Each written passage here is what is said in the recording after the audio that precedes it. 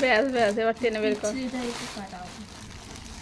ঠিক আছে চলেগা, টেনে বের কর থেকে। ওটিপি দিতে হবে, ও এখন ফোনটা ধরলে তো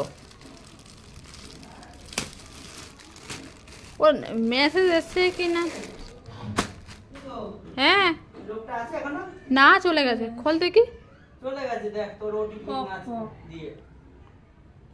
ওটা প্যান্টটা, সরা প্যান্টটা এইরকমই তো, ঠিক এরকমই সেম দেখছিলাম বলে।